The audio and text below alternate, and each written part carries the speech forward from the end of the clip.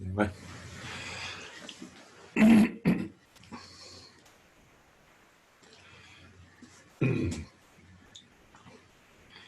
I know more people will probably join, but maybe we can, like we usually do, we should start with our little bit of meditation, and people can just join in as they do.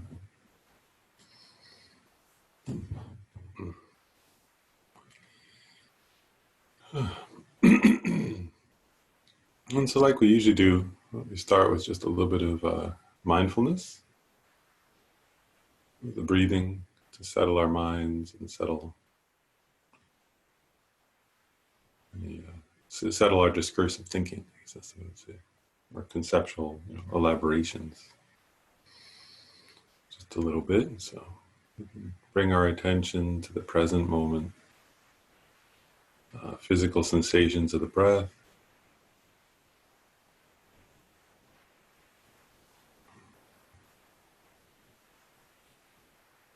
As we breathe in, being aware of the sensations of breathing in.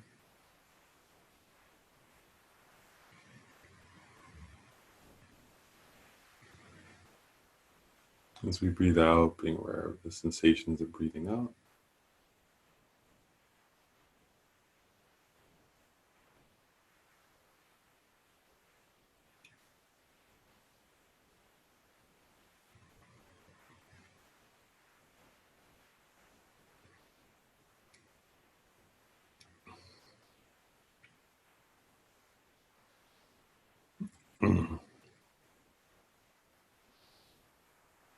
Whatever thoughts or feelings arise, you can actually try to notice them as they arise,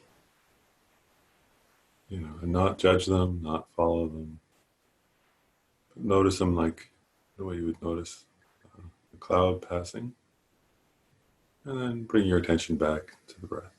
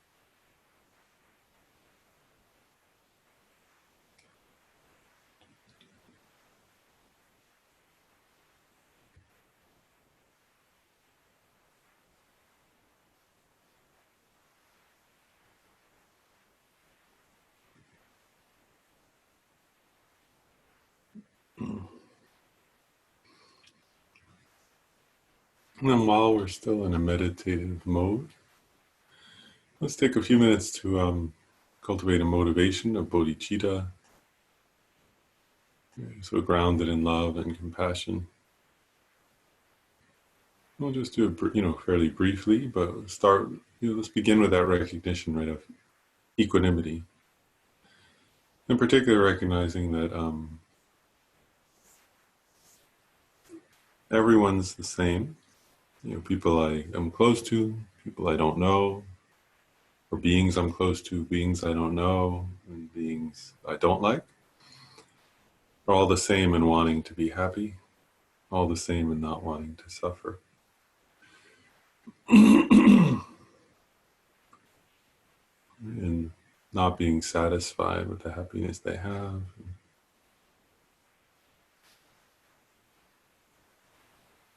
not being in control of our own minds.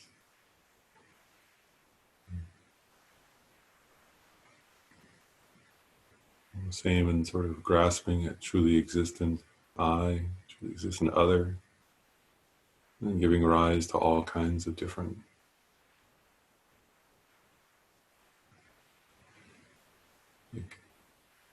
labels and conceptual elaborations and afflictive emotions. We're all the same in those ways. And then unintentionally causing ourselves misery because we don't recognize what's illusory as illusory. And so we compound our own and each other's suffering. So we're all the same in that way. If we recognize that, right, then immediately it's obvious, right, that we're all worthy of compassion. And those who have more conceptual elaborations and more mental afflictions, and therefore more suffering, they're not less worthy of compassion. Actually, they're suffering more.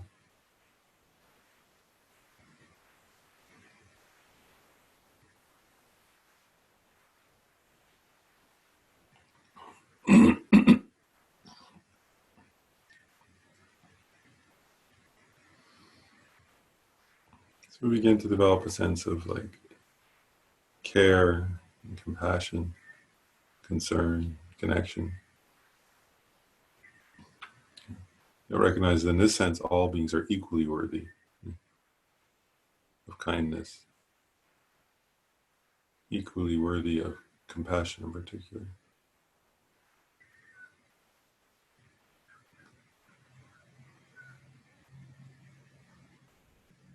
And when I only focus on my own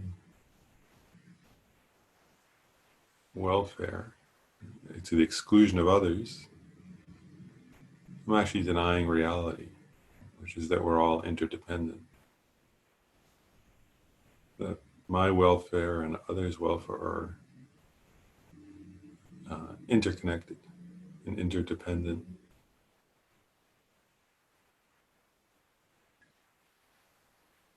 And when I work only for my own sort of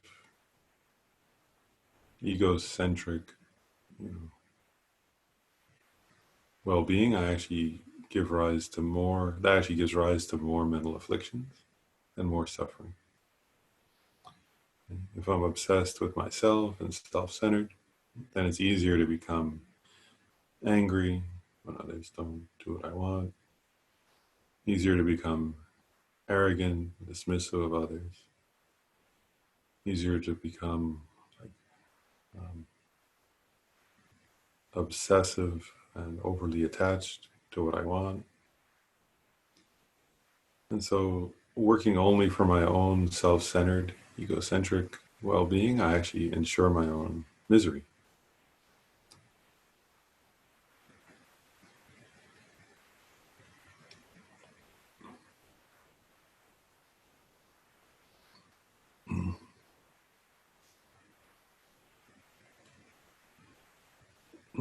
Whereas opening, on the other hand, right, recognizing each of our interdependence with others.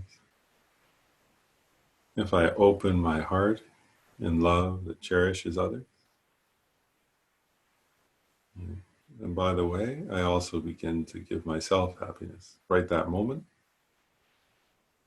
for the rest of this lifetime and on all my future lives. Right? That's the main cause of happiness, is love that cherishes others. It's grounded in a realistic understanding of our interdependence. It decreases one's mental afflictions. It brings one closer to reality. Immediately, it makes all of our karmic actions positive.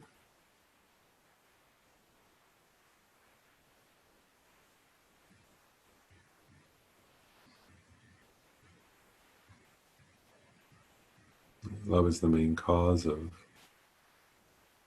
happiness in this life, good future lives, and even of Buddhahood itself, enlightenment.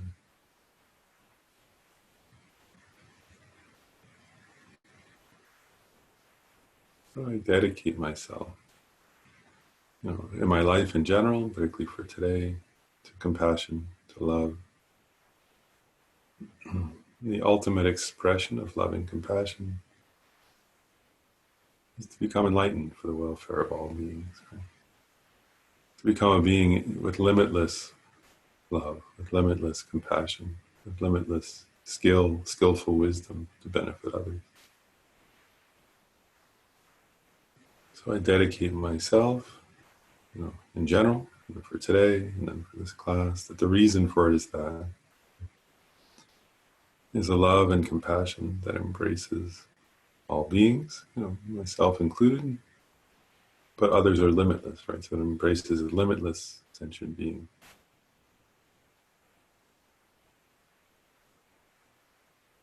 With the wish to become enlightened to bring about everyone's welfare.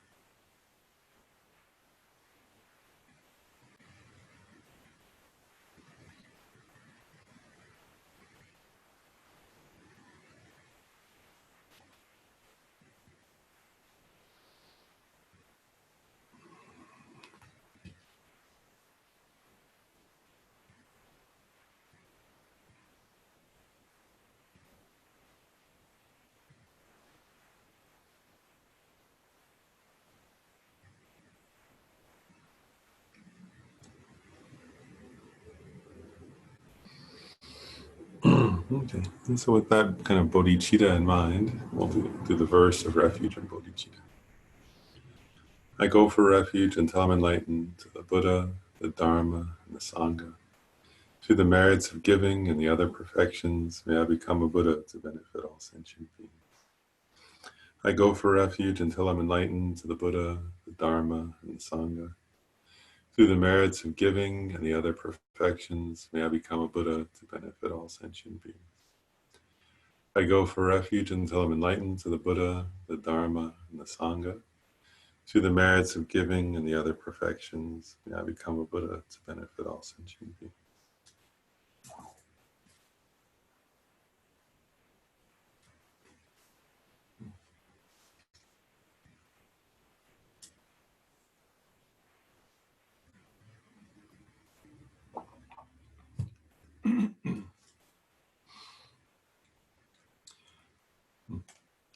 So today, I said last time at the end that we would focus some on the fourfold emptiness, next part of the Heart Sutra. But I thought first, just to go back for a moment and just see, maybe people don't, but, last time I talked along, detail about the various objects of negation.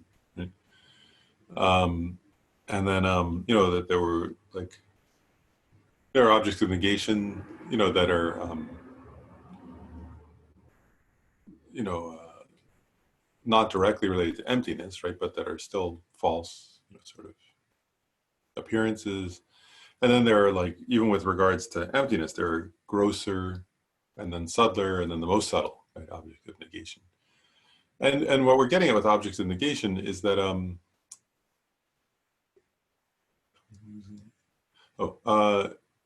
And what, what I was getting at is that, so the object of negation, right, it is the meaning of emptiness, right? Emptiness means it's empty of something, right? And what things are empty of is their object of negation. And then we said there was that most subtle one, objects existing from their own side. But I suggested trying to be aware of, like, whether it be gross or subtle ones, in your own experience, because Lama Tsongkhapa and over again emphasizes this, that you have to be able to identify the object of negation in your own experience, right? It has to be your personal experience of your own mind. Otherwise, it's not effective. And so anyway, I just wanted to pause, first of all, and ask if anybody wants to share, you don't have to, but if anybody wants to share anything of their experience of sort of searching for the object of negation or noticing objects of negation, whether gross or subtle.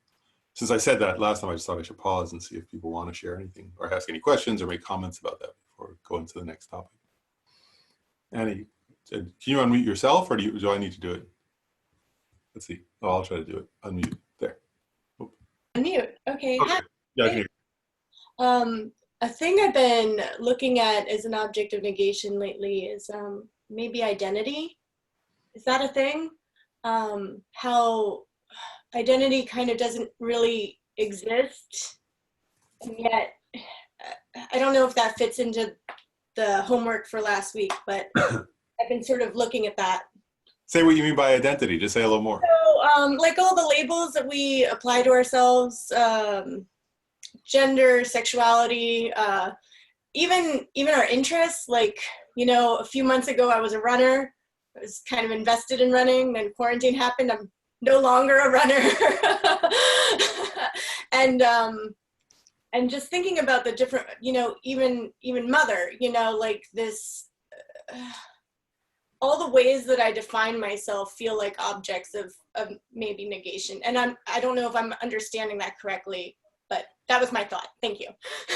Yeah, no, I think that's great. I think that's very much, and if you think about it, right, like, I guess what I'll say is, first of all, I think you're right. Those are, from the perspective of emptiness, those, of this teaching, those would be objects of negation.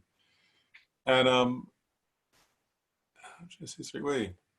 And this, I think, what, a couple of times for the last two classes, I mentioned like how Nagarjuna and Chandrakirti talk about, if we can't identify and see through grosser objects of negation, then we won't recognize the subtle one. I mean, those are not the most subtle, but those are dependent upon the most subtle, right? In other words, because we grasp at an I existing from its own side, then we begin to grasp at other senses of identity, which is exactly what you're getting at. And actually, there are funny, like, actually, I'm going to grab it right here. I'll give an example of what you're getting at that I think is exactly, so I'm not just, I mean, one is you said it and I agree with you, another is neither of us is just making it up, and I'll give an example. There's a famous story. This is from Taranatha, and it's an actual translation of his text about Tara, the female Buddha of compassion. But so there's a famous story. I'm just getting at how this applies to what you said. There's a famous story about in a past life, Tara, who's the famous, everybody knows, right? Green Tara or white Tara, the famous female Buddha. But the story goes that many, many eons ago, she was a princess named Wisdom Moon at the time when there was a Buddha named Dundubishvara. And anyway, she was very generous and she made many offerings, and then she generated bodhicitta. And then there's a funny passage, and I'm just getting at what Annie raised here, but there's a funny passage where some monks came to her and they said, and I'll read it actually, as a result of these, your roots of virtuous actions, you have, anyway, what they basically say, it's too long a quote. What they basically say is, oh, you've created so much merit that, if you dedicate the merit correctly, you can become a man and not have this inferior birth as a woman. And anybody who knows Tara, if you know, you can imagine what she said. But actually, I want to read exactly what she said, because I think it gets at what Annie's getting at. She says, and it's kind of funny, right? Because the monks thought they were wiser than her, I think, in saying that. But she said, in this life, there is no such distinction as male and female, neither of self-identity a person, nor any perception as such. Therefore, attachment to ideas of male and female is quite worthless. Weak-minded worldlings are always deluded by this. And then she made her vow, her famous vow. There are many who wish to gain enlightenment in a man's form, but there are few who wish to work for the welfare of all sentient beings in a female form. Therefore, may I, in a female body, work for the welfare of beings, right until samsara has been emptied. Which is beautiful, right? And one thing she's getting at there, right, she relates exactly what you were saying, Annie, I think, which is, she talks about how these, the monks who are supposed to, sort of, in theory, be wiser than her, right? They're attached, they're grasping a truly existent male, truly existent female, this sense of identity, and before she makes her vow, right, she says this point, those from the, those senses of identity, right, those distinctions in terms of identity, how did she say it? In this life, there is no such distinction. And then she says, neither is there a self or a person, right? So she refutes the gross one, which is grasping at a truly existent male and female, and then she refutes a subtler one, a sense of self, right? And then in the context of that wisdom, she then says, and, while there is no such thing as inherently existent male or female, she's going to manifest in the form of a female, she'll, because, and what is she, but she says it, right? Because that's the compassionate thing to do, because there are already bodhisattvas, she was saying, doing the other, but the world needs female bodhisattvas, which is true now also, isn't it? So my point is like, Annie's thing about identity, you're in good company because Tara made this similar point. So we have to, and the same thing would go, right, when we grasp at any sense of identity, right? Like, whether it's a professional sense of identity or a role we're in, like mother or father, or, if we can't, and I think what Tara's point there, right, fits with what we're talking about, which is, though, if we grasp at those as inherently existent, and oftentimes, like Khensa Rinpoche gives examples like that, and other people do, right? Like other lamas do too, right? Like, where you start to recognize that, like, we grasp at labels, right? Like, if somebody has a certain job, right, we say, oh, they're, you feel that, right? Oh, this is really a lawyer or a doctor or a sanitation worker or a clerk in a store, whatever the role is, right? We grasp it. And those are not inherently existent, obviously, right? There's nothing from the side of the object that inherently makes them that thing, or you that thing, or me that thing. And so, and part of, I think, what, it's implied in what Tara said and what Chandrakirti says and what Nagarjuna says is, so I think, Annie, you're right, is that if we can't, again, if we can't be sort of, what's the word? If we can't see that those other labels they do exist, right? But how do they exist? By convention, right? And literally that is what it is, isn't it? They exist by convention, right? And Khensa Rinpoche often uses the example of president, right? Or he often uses that, which is funny these days. But Khensa Rinpoche often uses that example, right? Where he points out, like, nobody's president from their own side, right? So when he's talking about emptiness, he uses that oftentimes as an example, right? It's dependent upon, nobody's born, right? And there's no atom in a person or no moment of consciousness that makes them inherently present. It's just a label, right? That's accepted by convention in a certain culture, in a certain time, in a certain context. But it's not inherently existent, right? It's not existent from its own side. It's not existent without depending upon just labeling, actually. And we can see that, so anyway, all those different levels of identity. So, I mean, if that's true of the role of president, it's also true of the role of whatever profession we have, right? And whatever personal roles we have, right? Like, and we grasp at them so strongly, don't we? Like sometimes, whether, and at different times we grasp at different identities very strongly, right? It could be husband or wife or boyfriend or girlfriend or, or gender or race or role or, all these, there's so many. And part of this process that we're talking about is recognizing all those things they exist, right? Socially, but how do they exist? Merely by convention, right? Which means, it's actually strange, right? If you think about it, it becomes easy in a way if you contemplate deeply enough, right? Like that they don't exist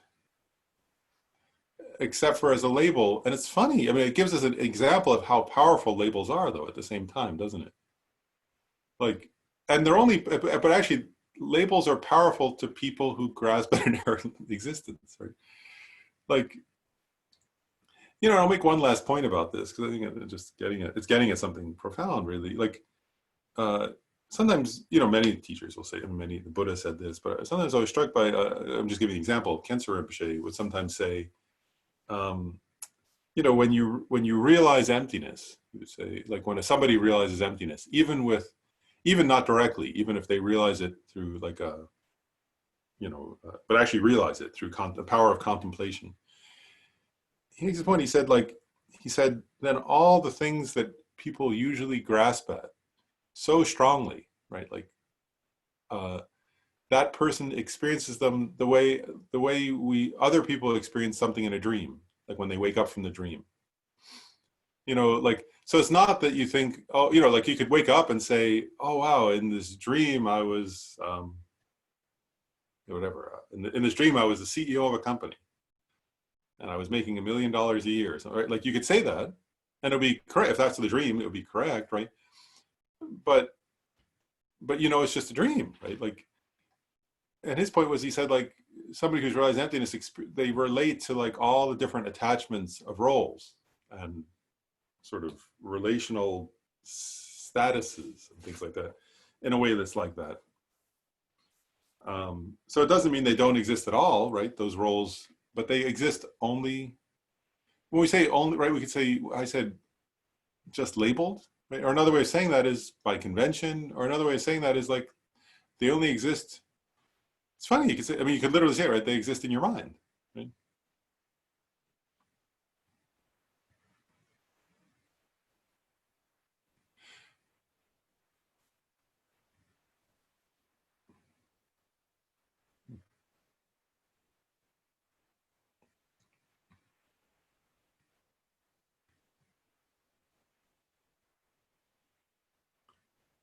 Share one last reflection. I'm just pausing to think about it. I'm just going to share. This is my personal reflection, but it's going to get into something we're going to get into later today. Like, I actually think if you don't, like, we all grasp at and get attached to, like, what's the word? Senses of identity, as Annie put it. Like, and it's really weird. Like, I think, like, and this is what I'm going to get at, that we don't think very deeply, right? Like, we actually most of the time we don't think deeply at all about our own experience, right? Like, and I was thinking about, like, I'll just give an example. Like, not long ago I met somebody like who he was from another country, right? And in his country he was a doctor. Then he came to the U.S. and he wasn't a doctor, right? Because he wasn't allowed to practice medicine because there's not reciprocity of licensure, right? So is he a doctor or is he not a doctor? And then, like, I work as a psychologist in Virginia, and then recently I had somebody like call me because of the pandemic. They called from New York and said, "Could you do therapy?" It's like a situation where they really needed therapy and they couldn't find somebody, and it was a situation, whatever. So they said, "Can you do therapy?" And I was like, well, "I don't know. Can I do therapy?" And if you're in New York, so I had to like contact New York to see if it was legal, like to do that because licenses are by state in my field, right? And so my point is like if you ordinarily you just I would just go, okay, well, let me I'll email New York and find out and then get back to it, right? Rather than like pausing to think, like, so am I a psychologist or not? um it depends, right? uh and in what sense then, right? It's like, one is, it depends on the label, right? And then, like, it depends on all kinds of factors, right? So am I really a psychologist? No. Right? It's kind of funny, isn't it? Is anybody really a doctor? If they were really a doctor, right? Like, I have a friend who's a doctor who practices in North Carolina. But like, if he's not you know, if he's somewhere in some other state and then or in some other country and he can't practice medicine, then is he really a doctor? You know, it depends what you mean by really, of course. In one sense, he's not fraudulent, right? But in another sense, he's not really a doctor, right? Um, a real doctor should be able to practice. And also, I mean, I knew him when we were little kids. I met him in second grade. He should have been a doctor then if he's really a doctor. But he wasn't, I remember. You know, you see where I'm going with that? Like, and if he retires, he should, you know, like when after he retires and loses his license and has whatever, you know, he should still be a doctor, right? But he won't be. Like, if you're really a doctor, he should always be a doctor. At least I'm getting anyway. So it's identity, right? These identities only exist dependently, right? Or they only exist conventionally, right? And conventionally, in that sense, means like because it's agreed upon, right? Some people make up a bunch, like some people met in some state or country in some cases and made up some rules. That's all. It's just made up. It's a little disturbing, right? And yet it functions, right? He can function as a doctor. He's a very good doctor. And it functions very well. He saves people's lives. So things function, but how do they function? Just dependent upon labeling, on mere convention. Right? It's not that he can't function as a doctor. He can, but is he really a doctor? If he were really a doctor, he should have been one in second grade. He wasn't, I remember, you know, whatever. You know, we went to this, I think that's different. We went to like, you know, same group of us went to prom. He definitely wasn't a doctor at high school prom, you know, senior prom. I remember that much. Anyway, I'm joking, but you get my point. Like these roles, as Annie put it, or identities or roles are just labeled. You know, they exist, but how do they exist? Merely labeled by the mind. Yeah, anyway, any other comments about the object of negation? So, Cynthia, go ahead. And can you unmute yourself or should I do it? Oh, I either. think I could. Can you guys hear me? Yeah. So I just wanted to comment about the experience. Like you have to experience it yourself. So, cause so I was trying to, so I had a kind of like a experience where, like I have a health scare. I had a health scare last December. So I went through that kind of like, you know, you feel like your attachment to yourself. So I went through that, and in fact, that led me to like make some changes, like real changes. Like I lost weight and all that stuff. So that's still with me, and so there's like just major changes that you felt. You know, you have like this wow moment, and even things like teachings, like kind of so. Venerable Amy had those teachings about like death and stuff. I'm very uncomfortable with like that topic, and that time I just went through the teachings because now I was like this, right? There's just that change. So that for me, I felt that was experience. But what I wanted actually to share was that I'm trying to do that now. So some of those have waned. It's kind of still there, but it's hard to get it again, that experience. And even with what's happening now with the COVID, and I'm trying to get that back, I can't. It's because there's not, that experience is not there. I'm not experiencing kind of the people that are out there because I'm so safe inside the house. I can do my work here. So I'm one of the lucky ones, but I cannot, it's hard even to bring that experience into this current moment, even though even though I sit down, like, try and bring it back. So I just want to share that, because that kind of moment that you have that opportunity is kind of like precious. That's kind of just, I wanted to share that. That's beautiful, isn't it? Wow. Well, I'll just make, I think your comment is very good, and I'll just make one comment, I guess, briefly, like, which is like, and all the Buddhist teachers kind of say this, but I think your experience reflects it also, and I want to say it's true for all of us, so all of us can do this, like, is if we make the effort, like Cynthia, I think, Cynthia, your story is beautiful, and part of what I want to point out, though, is like, that, like, the effort you made, listening to Venerable Amy teach, for example, and thinking about her teachings, and listening to other teachings, in a way, because everything arises in dependence upon causes and conditions, right? So the effort you make beforehand is what allows you, when something happens like that, to recognize it. Somebody else would just get hopeless, or would just get angry, or would just get, whatever, some other reaction, whatever their habit is, depends on their causes and conditions. Whereas the effort we make at the Dharma, like, it doesn't abandon us, it doesn't disappear, it causes, it serves as a cause. And so even, like, as you said, even though it's hard to get back, right, the fact that you're trying now means you will get it back. Does that make sense? Like, because that's the cause, and cause and effect function, and so I just want to point that out, like, and there are many examples of that, but I guess I just want to say that, like, that, even if we don't get it sometimes, or we can't find it, or we can't quite grasp it, or it doesn't appear very viscerally, the effort of looking, right, that effort we do introspectively of looking, as long as we keep making that effort, then things will arise and suddenly we'll get something, and maybe this will be a time, I'll just share, like, there's a famous, Gyume Khyentse Rinpoche often, many times, has told this story of, I think it's Pagma Drupa, I think he's a Kagyu, great Kagyu master, who, yeah, I think it's Pagma Drupa, if I remember right, I think it's Pagma Drupa, who was a great Kagyu master of the past. But they say he was interested in the object of negation. Khyentse Rinpoche often tells the story.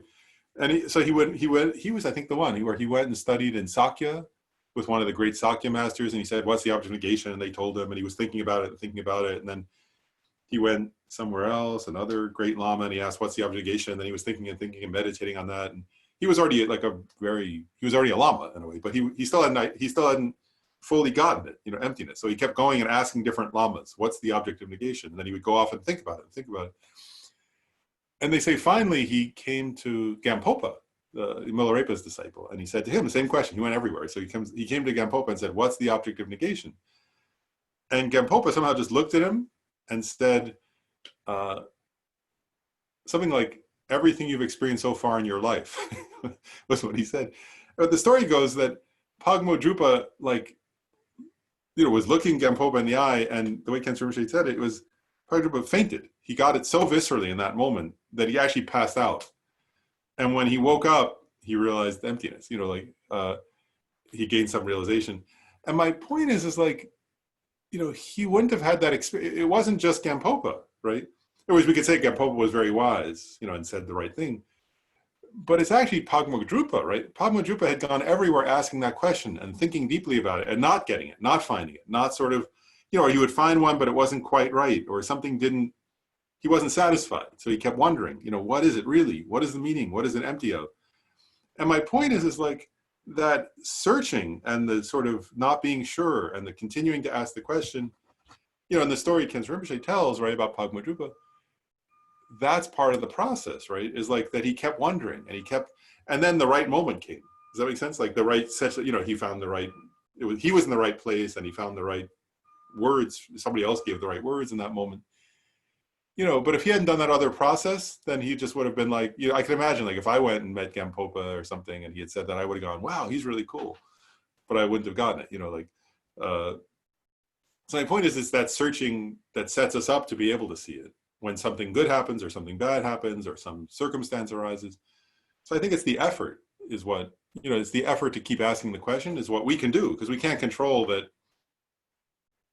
One day we see a news story about somebody and it hits us, or something in a different way. That we can't control. What we control is continuing to wonder and ask and think. And then circumstances will become aids in our process of that. So I think it's great that you continue to ask the question.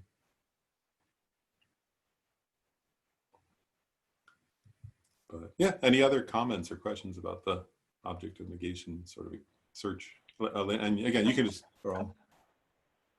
is it, or, Me? or is Zenpin? It's somebody else. Oh, I can't tell, anyway, whoever, I can't tell what's going on, but go ahead. I was going to say, one of my favorite Dharma books, it says, our sense of character is nothing more than a mind stream, just like what you were saying.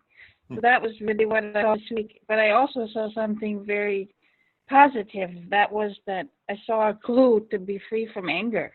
Because I didn't feel attached to this mind stream. I felt like I could just see it, and I felt like a sense of a bigger I that has no anger, and it was really, really kind of wonderful.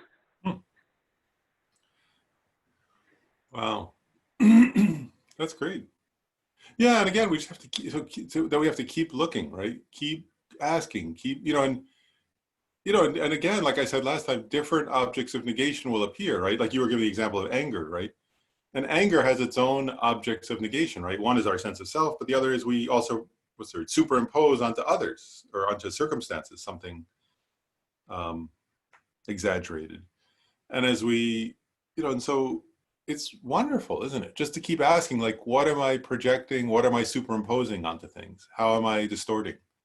Whether it be our sense of identity or, and again, when we're angry, actually, if you check experientially, I think it's really interesting. Like whenever any of us is angry, we're superimposing onto ourselves something and onto others something, or onto the circumstances something, or onto the other person.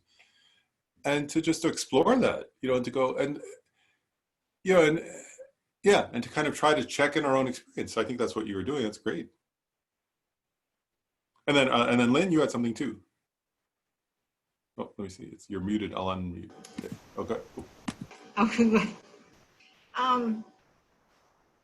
I've had this strange experience during this time of being at home and more isolated. And there was a group of 4 of us in college a long, long time ago, very close. And over the years, we've been very close. And there's one person in particular that I've gotten very close to over the last month or so out of a series of incidents. And it's really unnerving to figure out after 35, 40 years, who am I and who is he and what, it's, because we're different people, but so is everything is different. I mean, it's really hard to sort of, this practice is really helpful because what it makes you understand that it's all emptiness or it's all negated. So you can go through the experience without feeling like I should have a grip on this. Yeah, Does that make sense? I get it. Yeah. That's pretty cool. Yeah, it is really cool. It's like transformative, but it's like, it makes me a little nervous. It's like, what's going on here? Wow. But I think just the way of seeing the world or experiencing the world helps because you realize the lack of permanence and hopefully emptiness, it's, yeah. Wow. All of these examples are really interesting, aren't they? Like whether it be, and that's why I think it's great that we're sharing. Like I hope for everybody these are, because we all have to, and whether it be the last example or anger or this one of like, right, where you reconnect with somebody and you start to go, who am I? And which is normal, isn't it? But if you're not thinking about emptiness, then you just go, that's weird, right? Like, and you don't know what else to do with it, right? Whereas when we think about emptiness, as you're saying, right, it's like, what, and it's weird, isn't it? Like, because it's like, how does this person see me, from the past or something? And then how do I see myself? And if you're not thinking about emptiness, then you just sort of, I don't know, you just think about that, right? But when you're studying something like emptiness and contemplating it, all these, I guess that's in part of it, isn't it? Is then like all these different kinds of experiences become our teacher, right? Become opportunities and to reflect. And that's the idea, that's the idea of really practicing, isn't it? Is like, everything that arises then should, what's the word? Can ideally become fodder, right? Become helpful, become, and I often think that, like, if we don't, like, if you don't have something like this to contemplate, then it's hard to make use of experiences, right? And to cope with them or something. But the more you have a way, the more, in this example of emptiness, right? Then if good things happen or if bad things happen, they become an opportunity, right? To reflect on, well, how do I react to that? What do I grasp at? What do I over-identify with? And in what sense is that, an over narrowing or a grasping or a kind of limiting myself or a believing in something that I just made up, you know, that my mind, not I made up consciously and intentionally, but that my mind projected. Right? And, you know, I'll just make two more points quickly. One is, you know, impermanence is less subtle than emptiness, but it's incredibly profound, right? And if we could, you know, when experience, you know, even I was thinking that when Cynthia was sharing, like even Gampopa himself, right? Like he had been a physician actually, right? Tibetan doctor, you know, and then the reason he entered the path was his wife died. He was madly in love with his wife and she got sick and died. You know, and he had heard the teachings on impermanence before that, but something shifted in him, right? But why did it shift in him, right? And I think that's the important question. You know, we read these stories and we go, oh, wow, Gampopa or whatever, you know, his wife died and something shifted and he went off and became a monk and he, you know, met Milarepa and became enlightened, right? But I think what we leave out is Gampopa had been thinking about impermanence, right? And thinking about compassion and thinking about the Dharma before his wife died. Otherwise, it wouldn't have helped at that time, right? And then when in his case, it was terribly, very sad that his wife died, right? But because he had been thinking about that, right, and contemplating it and deeply engaging with the material, he was grieving, but then he stopped and he thought, what can I learn from this grief, right? In his case. Yeah, and then he thought that I need to make use of my life, that I need to do what's most meaningful, that I need to take the essence of my, right? And then he ran off and became a monk and studied and went into retreat and met Milarepa and, you know. But if he hadn't made all that effort beforehand, then he just would have, I mean, he still would have grieved, but the grief wouldn't have helped him, right? In his case, he made something meaningful out of that experience. And I guess that's all I'm suggesting is that we all can make meaning from our experiences if we contemplate before they happen. And if we think deeply and we reflect and we engage with our experiences. And again, whether it's, you know, a social experience, an illness, the pandemic itself, getting angry, getting frustrated, getting upset, you know, if we get in the habit of reflecting and of trying to relate those experiences and understand reality from them, then we're setting ourselves up so that eventually, you know, we'll have these kinds of powerful moments or useful experiences that help us on our path.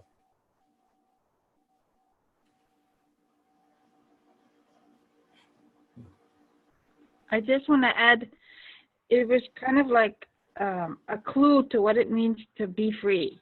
Is what I experienced. It's really helpful to me. That's great. Wow, that's really powerful. Well, I'll make, again, just one small comment. Like the Dalai Lama often talks about that, where he says like, that's how we, you know, he says it makes this point related to what you just said, which is like faith. You know, he says faith shouldn't be blind faith. And then he makes a point, he says, our faith should come from moments like that. In other words, where we get an actual experience, where we experientially make progress in some way. And then we reflect and start to recognize, wow, like if I can become that much more free from my own, I saw it happen, I know how it happened, I understand. Then if I keep doing this, I could become a little bit more and a little bit more. And it gives us a kind of, I don't know, trust, maybe rather than faith, trust is a better word. You know, like knowing it's possible from our own experience, right? So each time, and they say that actually, that, you know, like even like faith in the possibility of enlightenment, like we could have that based on our reasoning, but they actually say that like a bodhisattva who's seen emptiness directly, they can have a trust that enlightenment's possible that we're not capable of yet, because they have experience. Does that make sense? Like they have a different level of experience. So each level of experience we have, each moment we have some kind of insight that gives us more trust in our own process. So I think that's really good. Yeah. Any other?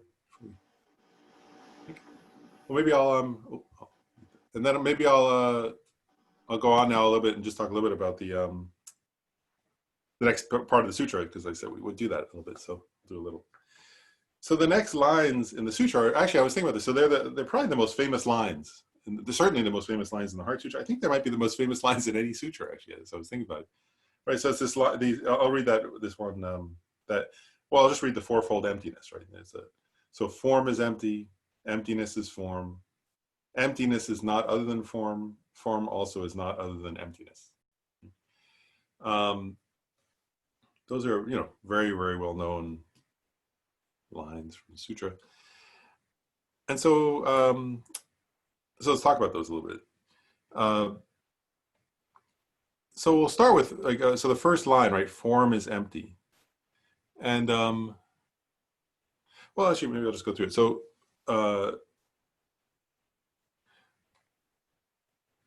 form is empty is the actual teaching on the ultimate truth, right? On emptiness, right?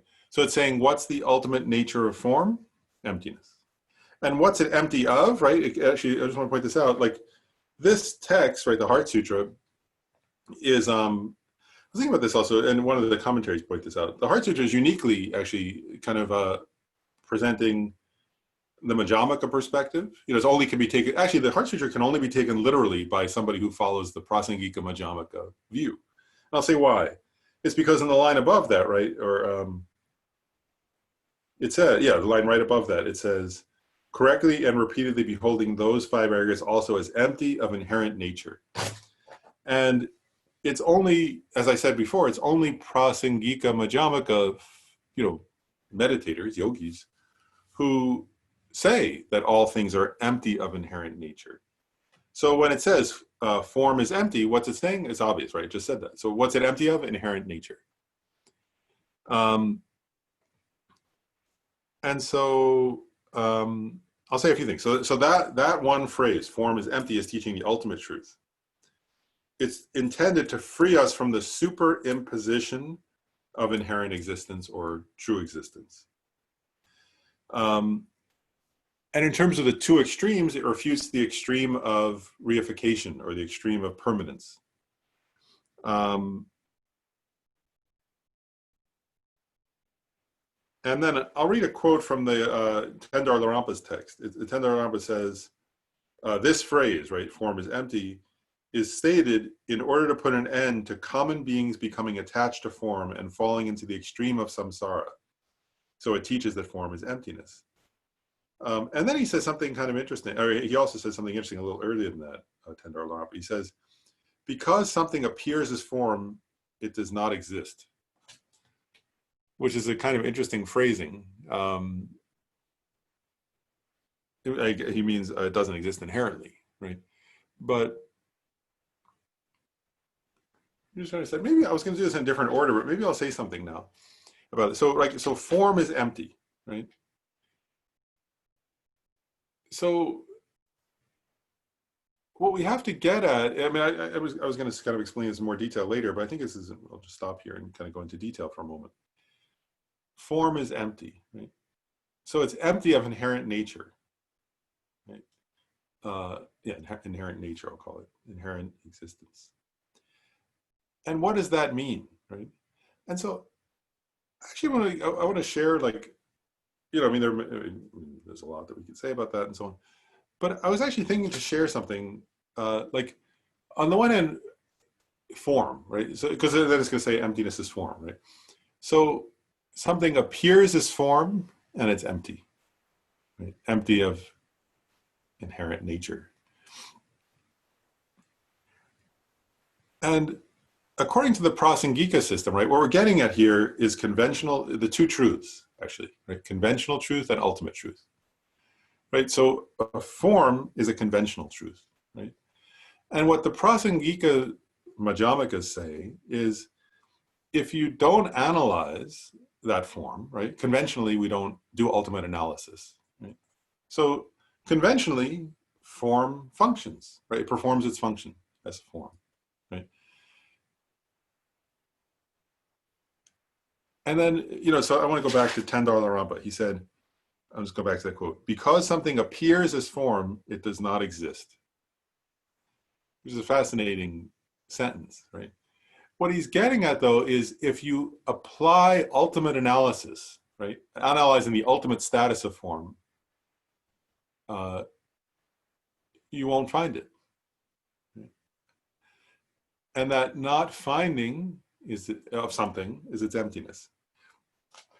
And now, I just want to share, this is one of my own reflections. I often, like, actually, I sometimes, so every now and then when I'm in the shower, I think about this. I'm going to give an example. So I'm going to give an example because it's form. It's related to form. It's water. And one day I was thinking about it. I thought, like, I had this thought. I thought, what's wrong with me? Like, why didn't I realize emptiness when I was in elementary school? Like, I couldn't figure out what was wrong with me. And the reason why was I was thinking about, like, I suddenly remembered being in elementary school and sitting in class or whatever, and the teacher, right, you're doing science, right, science class, and they said that we had to memorize the periodic table. I don't know, do they still do that in schools? I don't even know. We had to memorize, the periodic table, right? And then, and they said and then the molecule for water is H2O, right? And everybody knows that, right? Everybody knows the molecule for water is H2O. And so I was thinking about it, I was like, I remember actually, I was thinking back and I remember thinking, well, wait a second, hydrogen is of gas and oxygen is a gas and they're in the air, you breathe them, right? How could that be water? And then the teacher went on and I remember this moment where I thought that doesn't make any sense, right? Two gases that you breathe that the teacher had already told us, those are in the air, right? Oxygen, everybody needs oxygen to breathe. We all know that, even elementary school kids know that. And I remember as a kid going like, that doesn't seem possible. How could oxygen that you breathe be the water? And hydrogen is like, and they had said hydrogen's in stars, right? And it's the most commonly appearing element in the universe, right? Is hydrogen, at least as far as they knew at the time, and they still think that.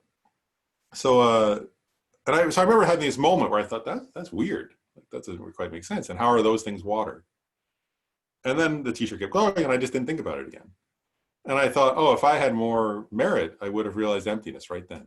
But I didn't. I had no realization. I just went like, oh, like memorize that and keep going and pass the test. That was all. I think that was as far as I got. Right, but what they're getting at, and this is Salih Salam often talks about it this way, right?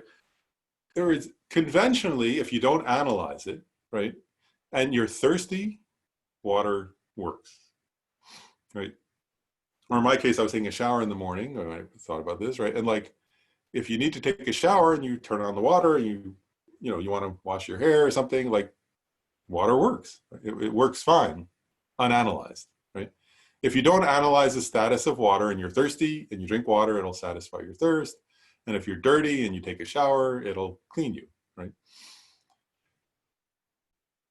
And so that's the conventional level of truth, right? Is unquestioned, sort of direct, you perceive it, and you label it and it works, and if somebody says pass the water, you give them the water, and that's that.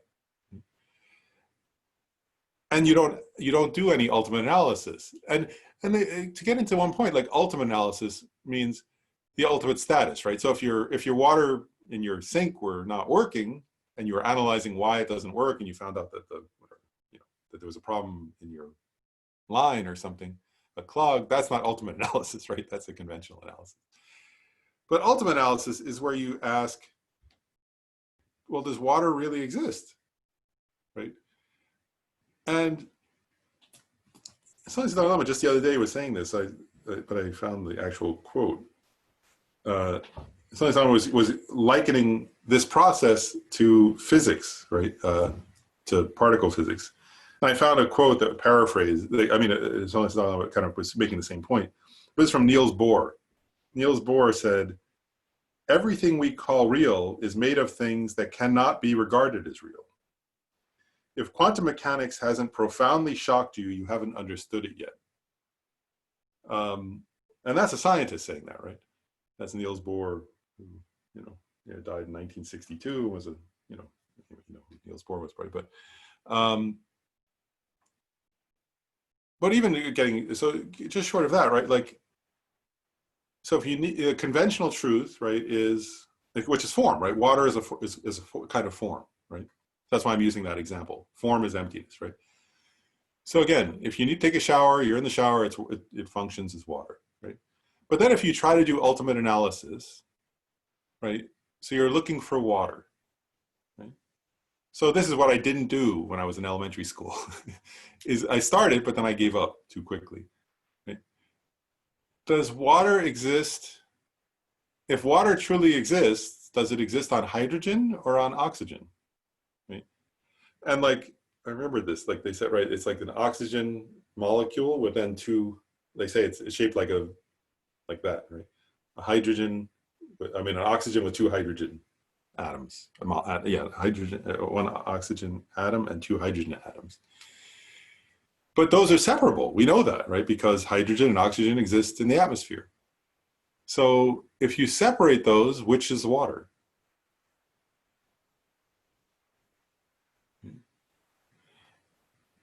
And already at that point, you should be able to recognize, well, there's no water there. There's no water in the water. Water is not findable. And it's not real, is it? It doesn't exist from its own side. If it existed from its own side, then when you analyze its atomic structure, you should find it, right? It should become more clear. But neither of those things, and then like, if you go further, right? Like, because then already though, if you're doing that, check your own experience. This is my experience at least. Is already, as I say that, I'm going, well, hydrogen and oxygen are real, but water's not. Right? That's what you start, my mind starts to do that. Wow, water's not really real. Hydrogen and oxygen are, but not water, right? And then, this is as far as I remember, that I had to look something out, because I remember that hydrogen is the lightest of all elements, right? So it has one proton, the nucleus is one proton, and then it has one, I remember they said this, I thought, what does that mean? The cloud, it has one electron cloud, right? One electron and a cloud around it. And so then you start to go, well, how could hydrogen be real then? Is hydrogen exist in the proton? But a proton, then they said that, right? Protons can be part of all different, like a hydrogen proton eventually, when they talk about the evolution of matter, right? In stars, when stars explode, like hydrogen atoms, the protons and the electrons and those become other elements eventually, right? Oftentimes they sort of they combine with other protons and neutrons and other electrons to form other elements. That's how the periodic table develops. So how, if hydrogen existed on the proton or the electron, then it couldn't become some other element, right? And it wouldn't be hydrogen anymore, right? Because there are electrons in oxygen, for example, right? And there are protons in oxygen. So hydrogen isn't really hydrogen, right? It's made up of other things. And the same thing with oxygen, right? It's got, this is one I looked up. It has, I couldn't remember this part, but it has 8 protons, 8 neutrons, and 8 electrons. It's much heavier than hydrogen, right? So then oxygen is not oxygen, right? So now I want to go back. You can see now, because you could think he was exaggerating, right? But he said, now I want to go back to what Tendar Larapa said. Because something, I'm going to change the word form to water, because water is an example of form. Because something appears as form, it does not exist. Okay. So what he's saying is, it appears, because it appears as water, and it does appear as water, right? But when you analyze it, it does not exist as water. Right? And what we're getting at here is that's undeniably true, actually. If you do ultimate analysis, right? And like, you cannot find water in water or on water or around water, right? So, and then if you go back, and it's really interesting, isn't it? Like, so there, inherent existence. And what is inherent existence? It's inherent existence means that, right, it seems like the water is there, right? Like when I'm taking a shower, I don't think my mind is merely labeling water. I don't think I'm just like, what's the word, superimposing water, right? I think water really exists there, right? They say from its own side, right? And what this is getting at is it doesn't exist in the way it doesn't exist in that way. And now we can go into like a little deeper, right? So how does water exist? You could say as a dependent, for certainly we could correctly say as a dependent origination, right? Dependent upon many factors, right? So if there's like some combination of, actually I won't even go into it, right? Even, then if you try to say, well, I was going to go one step further, right? You can't, there's nothing graspable there, right? That's what Niels Bohr was getting at, right? Even if you start to look at, this is, again, I couldn't remember this part, but if you start to look at the electrons, right? First of all, you can't really find an electron. And then when they try, they say, well, we can see, we can sort of theoretically say there's a charge, there's a spin, and there's an orbit, right? And on the basis of a charge, a spin, and an orbit, they label electron, but they can't actually find an electron. Right? And then the same thing, right? If they try to analyze, well, what's the what are the elements of the proton? There are the what do we call those, quarks, right? And the same thing starts to happen. The further you go in analyzing it, the more you can't find something substantial, which is what Niels Bohr was getting at, right? When he said,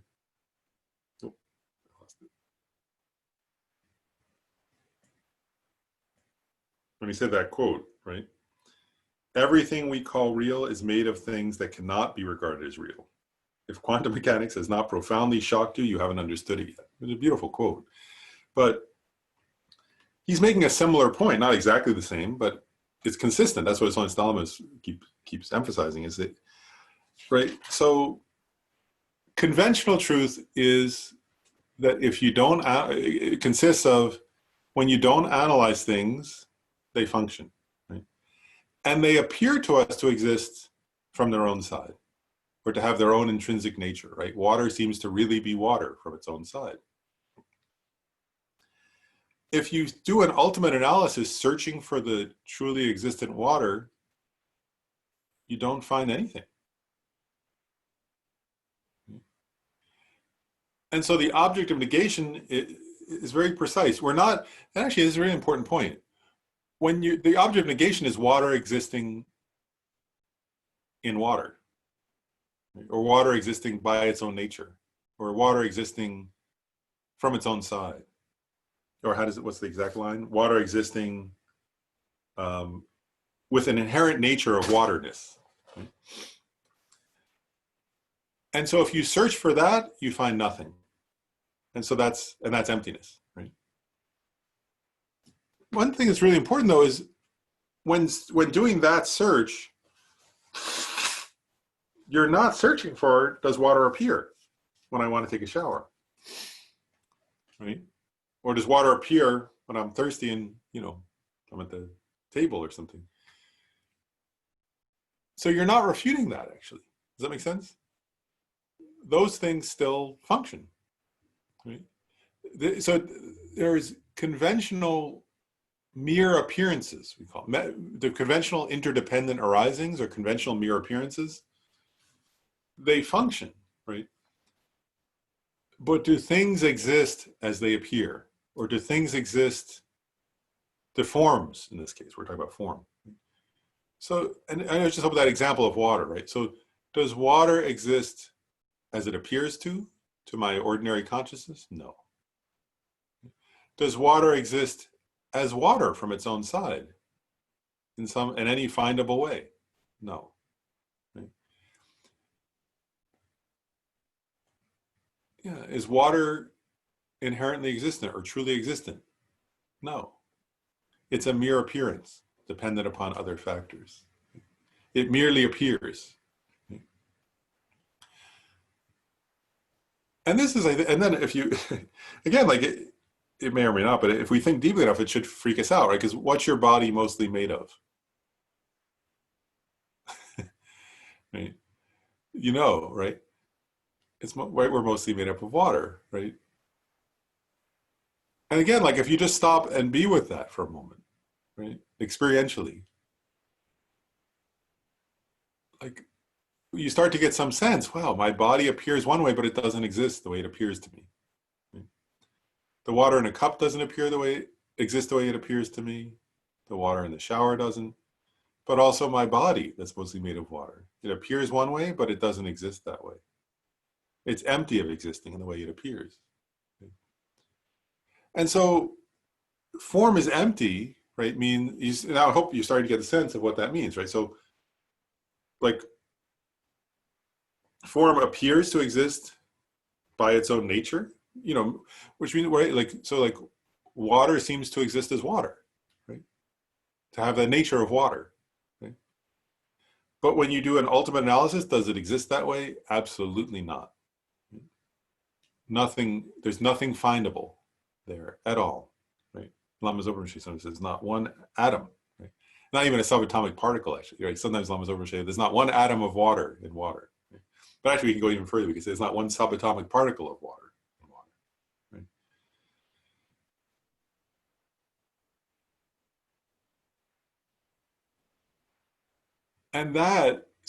And so emptiness, right? Form is empty, is a meditation like that, right? Where you do an ultimate analysis and you come, that's why I said it's a teaching on the ultimate truth. So you come to a realization eventually, right? Of that emptiness. Right? And then the second line, now I'm in the second phrase in this, this 4-line thing, right? It says, so form is empty. Emptiness is form. Right? And now I want to read something from His Holiness the Dalai Lama. It's kind of intriguing on that line. He says,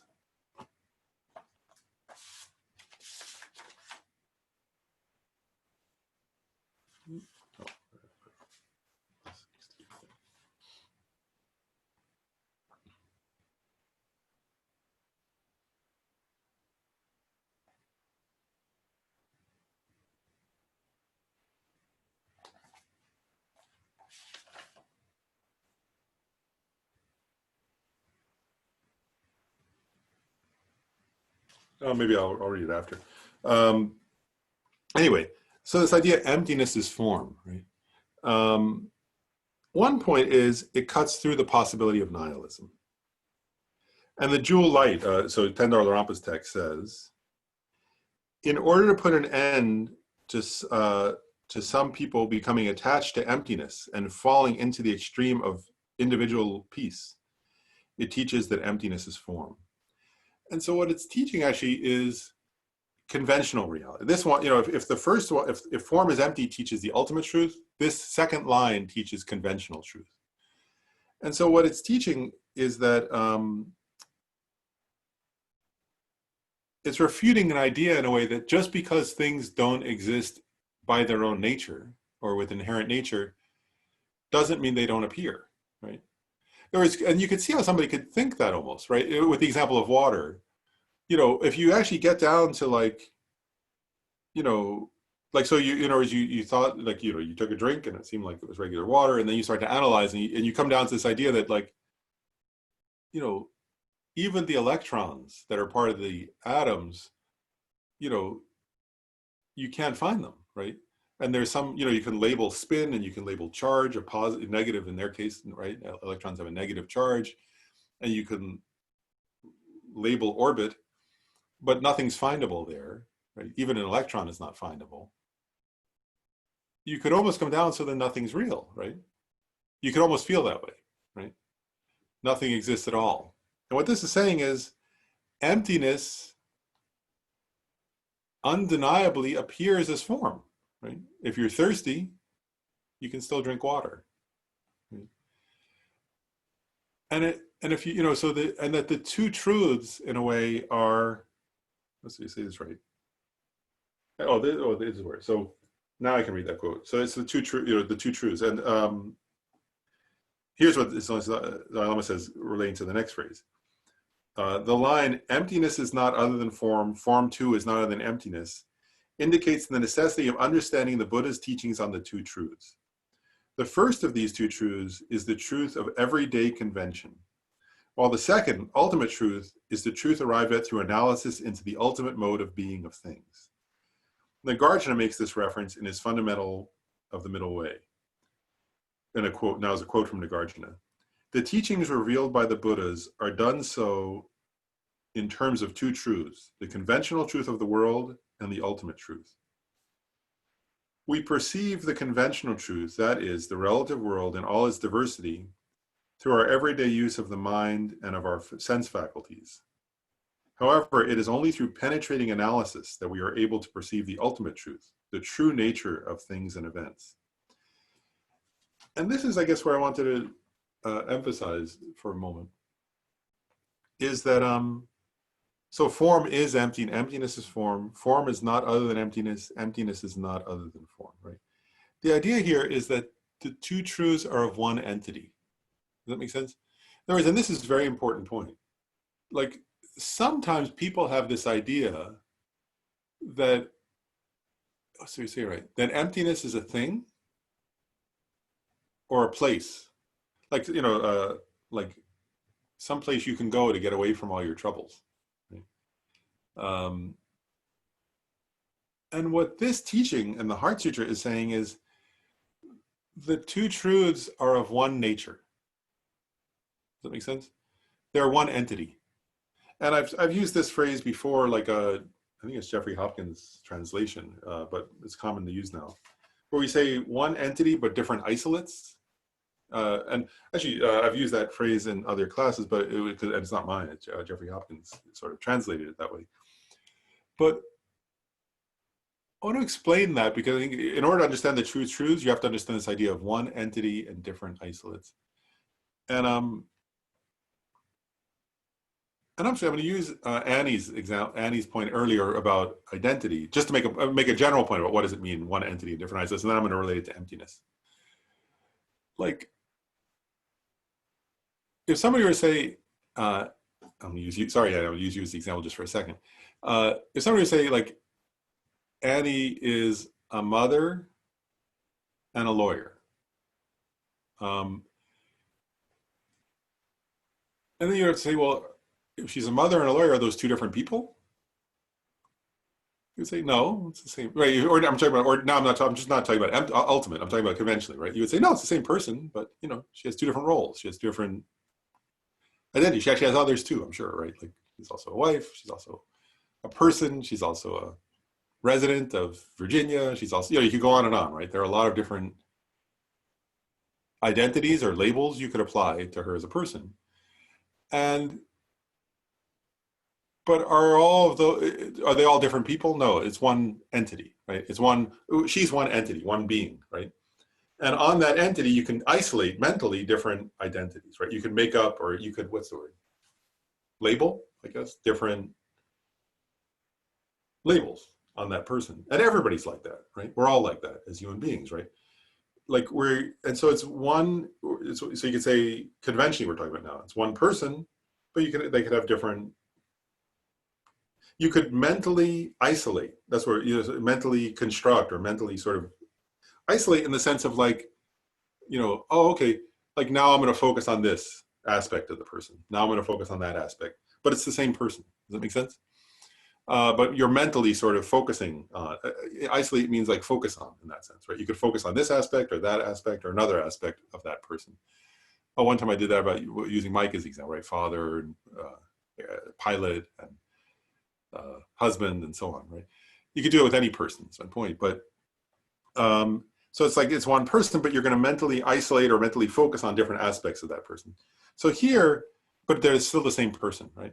So here, this idea, one entity, but different isolates, that the true truths are like the ultimate truth of water and the conventional truth of water are the same entity. So the ultimate truth of water doesn't exist apart from water. There's not some emptiness of water that exists separate from water. Right? And what I mean by that, another way of putting that is this, is emptiness is not separate, right? Well, actually, and that's the line, isn't it? Emptiness is not other than, right? Emptiness is not other than form. So that means the emptiness of water is not other than water. It's actually the ultimate nature of water.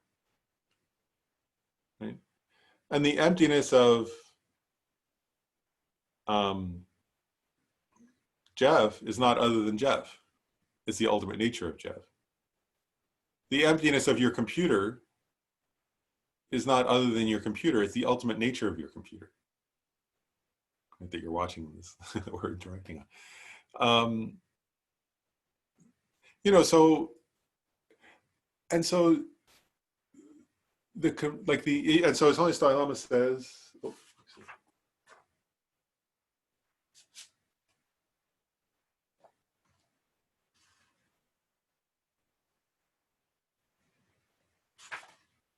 there was another quote that I liked. Oh,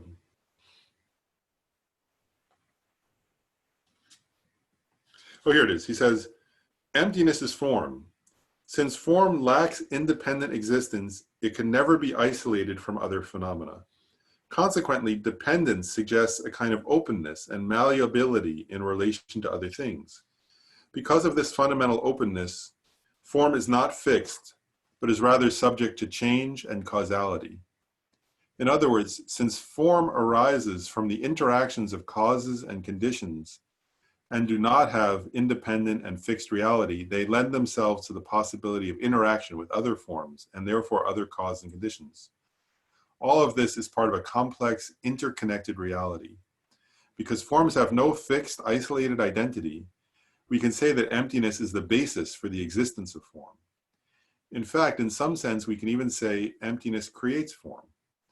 One can then understand the statement, emptiness is form, in terms of form being a manifestation or an expression of emptiness, something that comes out of emptiness and exists within emptiness.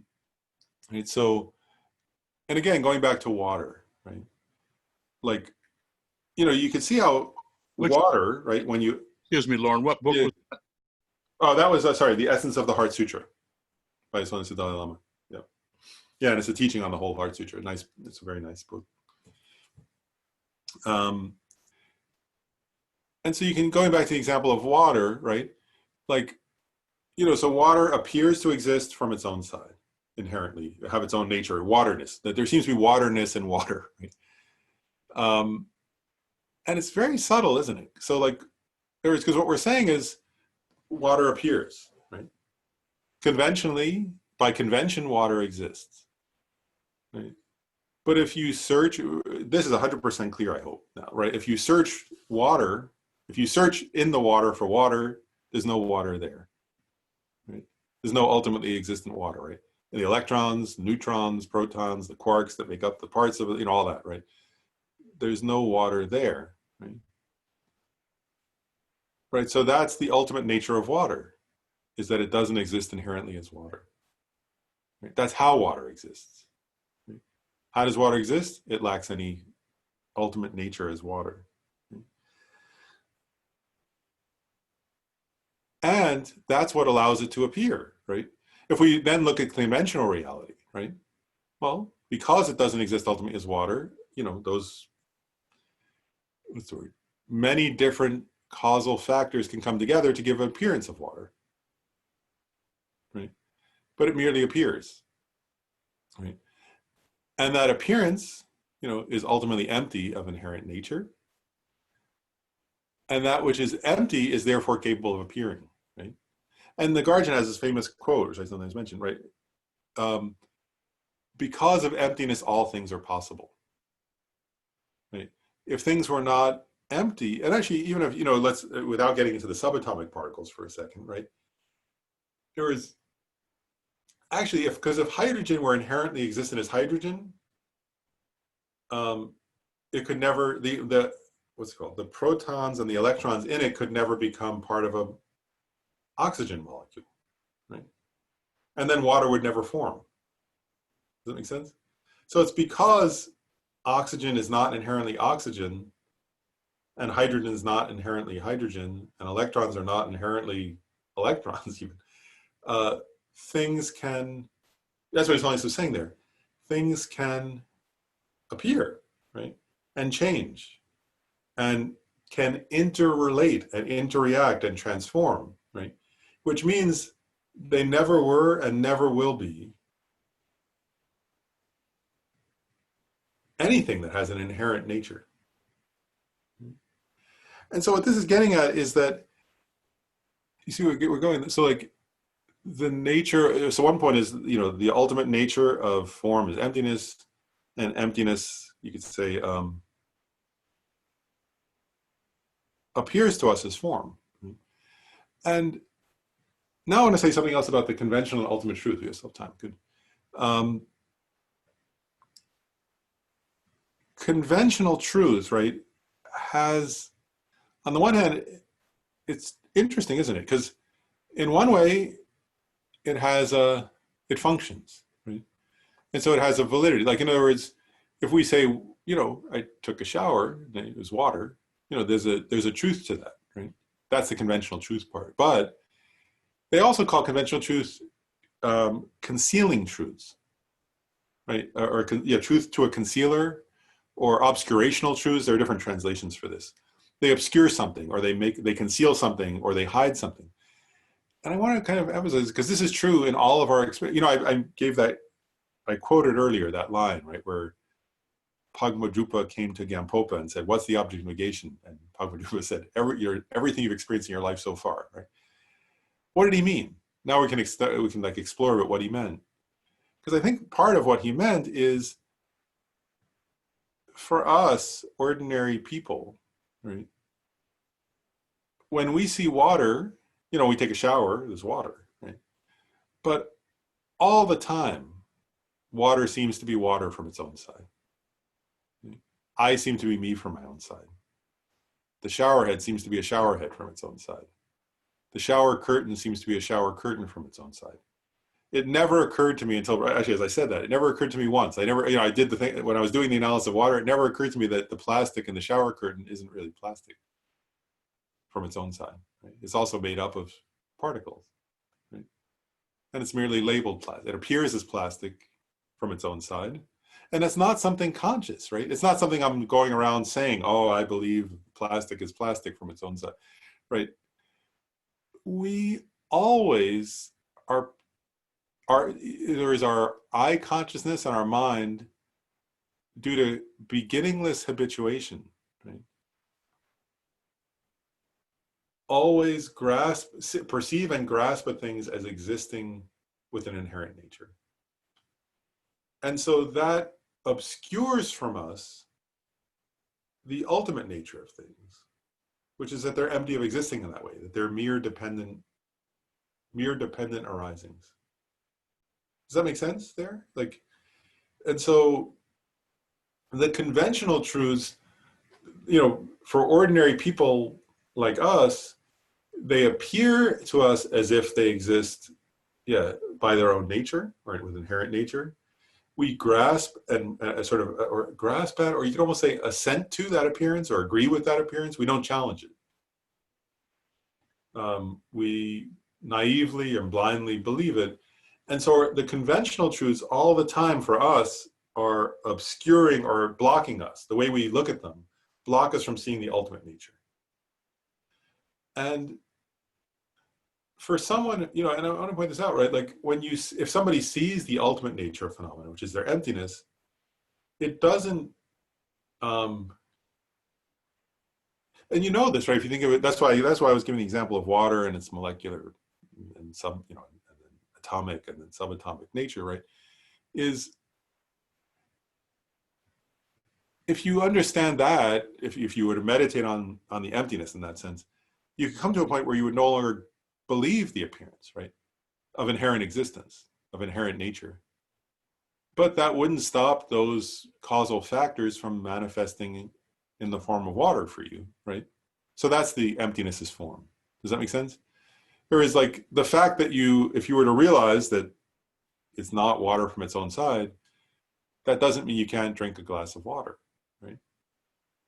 Because it never did exist, right? You get the point. And sometimes I want to make another point. We often say that, like, you'll see Buddhist texts that talk about primordial emptiness, or the primordial nature, or and what that's getting at is that it always was empty. You understanding that water isn't water from its own side doesn't change. It changes you. It changes your consciousness. But water never existed. It could seem as though, well, water was really water and now it's not, right? But water never existed in that way in the first place, right? Does that make sense? It always was empty of intrinsic waterness. We just never realized it. Right? And you know, when you were a baby and your mom gave you a bath, or whoever, your grandma or whoever, dad, I don't want to put down dads, but, you know, when you were a baby and somebody gave you a bath, that water also had its molecular structure of H2O, right? Which means it had subatomic particles, which means it wasn't water from its own side, right? And it still functioned to clean your baby body, your baby, you know, the body of your baby you. But it's always been that way, is part of the point, right? And do you see the point about their one, I just want to make sure everybody gets it, this idea that, so they're one entity, right? The two truths are one entity. There's not a separate emptiness, right? It's not like, oh, there's water and then you escape into emptiness. That's some other place, right? It's that the nature of water itself is empty of inherent nature. And actually, it's because it's empty of inherent nature that it can function, right? That things can interrelate, and that therefore it can appear to a certain kind of being as water, right? And you start to see that too, right? Like in other words, for it to appear as water, there has to be, you know, all these different factors, right? Like I was talking about, right? Like the spin of the electron and the whatever, you know, and the subatomic particles. But there also has to be a perceiver, right? There also has to be you, right? You know, because like a being that was the size of an electron wouldn't perceive water, would it? It would perceive an electron. You know, if you could imagine a being that was the size of, that was like a subatomic being, right? To that being, there would be, water wouldn't appear, right? For it to appear as water, there has to be somebody, what's the word? A sentient creature like you that can relate to something and label it water. And so again, you start to see also, this is all my last point, and I'll give time for questions too, but one last point is, this is also why, you can also see why we say dependent, or, you know, dependent arising, or yeah, dependent arising or interdependence and emptiness are synonyms, right? In the Majjhimaka system, we say that, right? Like, and hopefully now you can start to see why, right? Like, and they sometimes say, actually, Chandrakirti, I think it is, sometimes says, actually, you know, that even the phrase dependent arising, he does a lot of etymology of that, pratitya samyutpata in Sanskrit, which you'll hear that term sometimes. Sometimes that term even appears in like certain mantras and things. But pratitya samyutpata is dependent arising, right?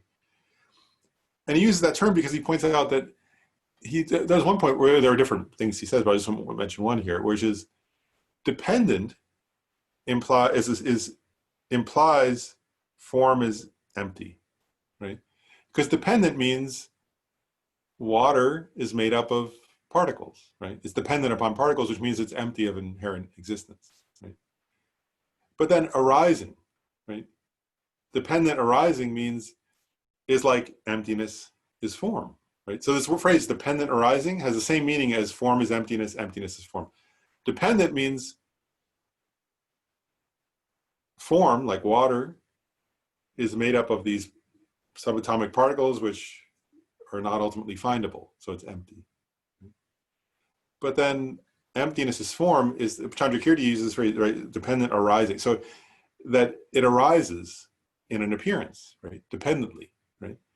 And so it implies the same meaning as form is empty, emptiness is form. Dependent cuts off inherent nature. Arising cuts off nihilism, right? Or form, emptiness is form cuts off nihilism. It cuts off the idea that things can't arise. Because they, and actually the reason they, and as I said earlier, and the Guardian said, right, the reason they can arise is because they're empty.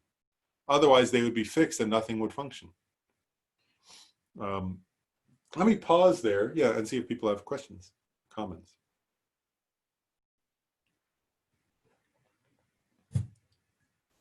Okay, that's fine. And so, let me go back. Oh, let me pull up my notes here.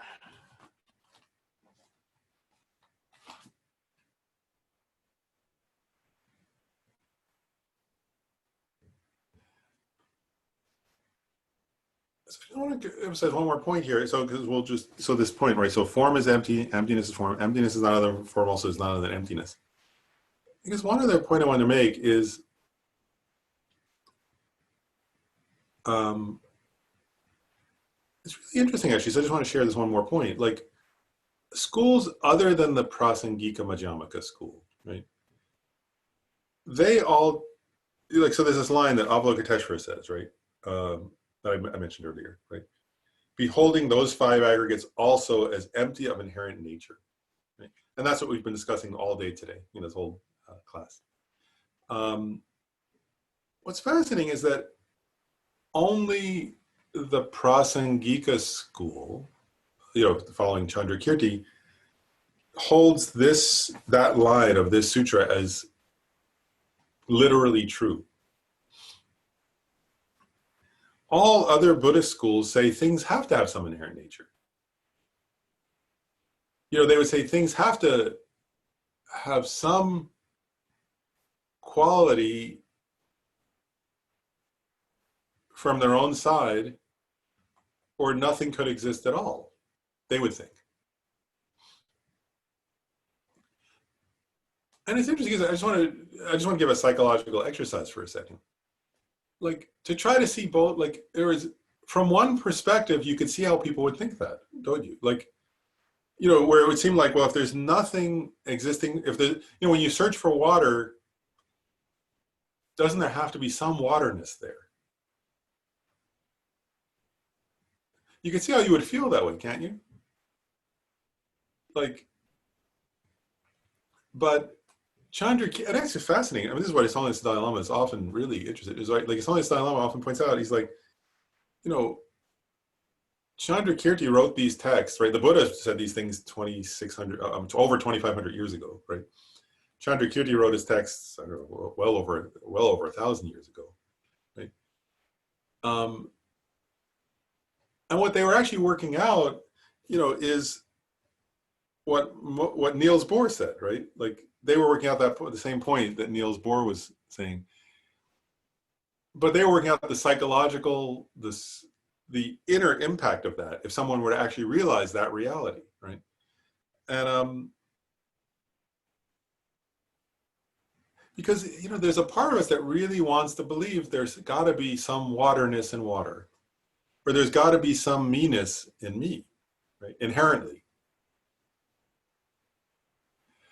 And this is what I was getting at in another class I was starting to say, but I think we can go into it a little deeper now, is, those other Buddhist schools, right?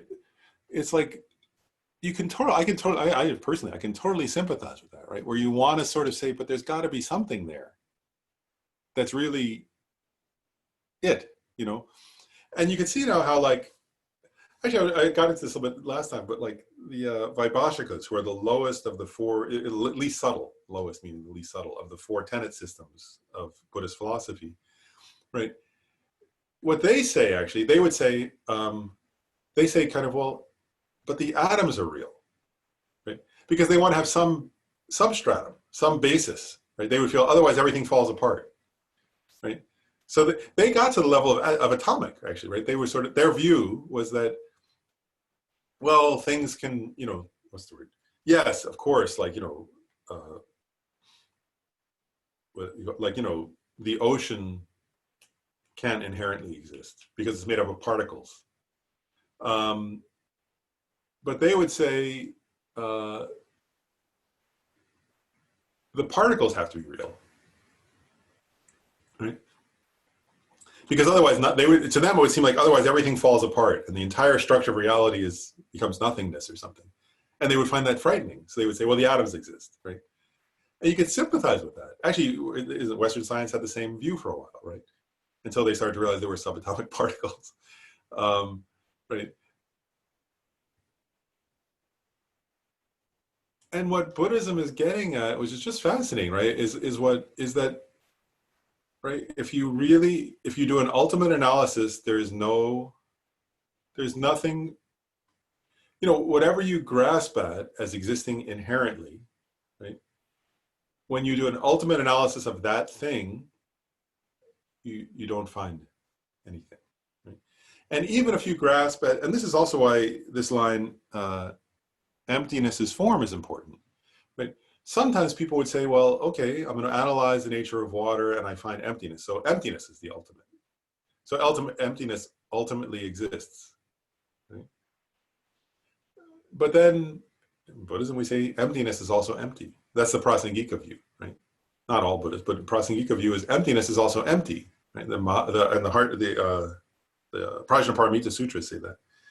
In other words, because if you search for an emptiness, actually, because first of all, emptiness is dependent upon water. Right? The emptiness of water is dependent upon water. It doesn't exist independently.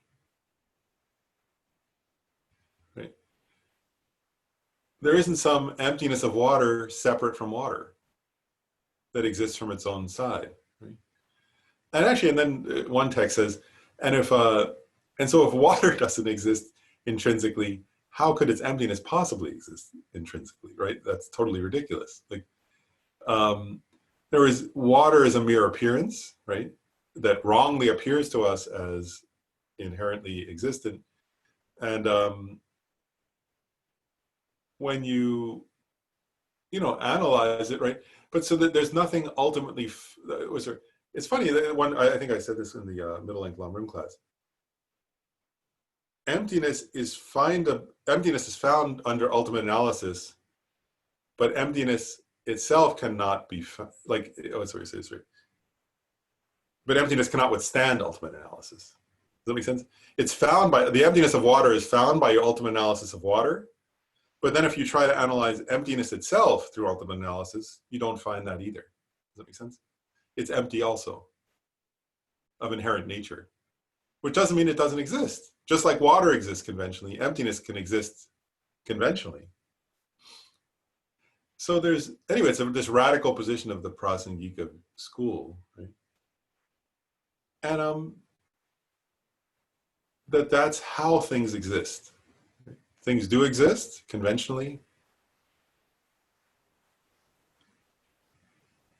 And can you imagine that, right? That's what they're saying, though. That like, so with the I, now go back to your sense of me, right? So how do you exist?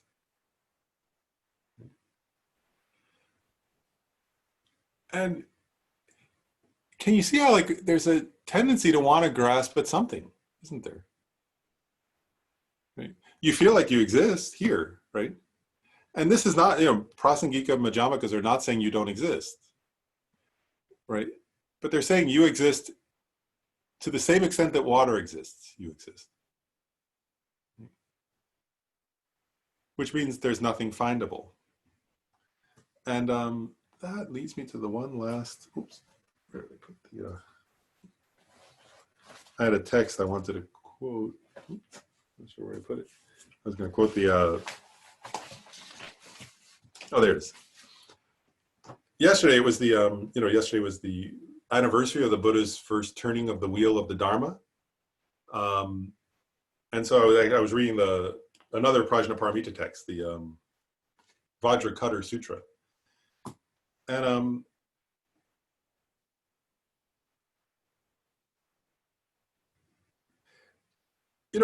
and I want to, I just want to read a couple quotes from it. Oh, here it is. I'll read this quote first. It's getting at the same point that we were getting about water. But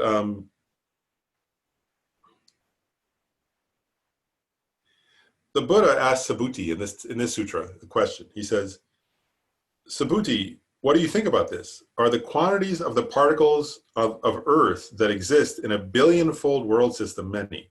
By the way, what's a billion-fold world system? Actually, we know, right? It's like a galaxy, isn't it? Like in other words, places with billions of worlds, right? Galaxies exist. We know that, right?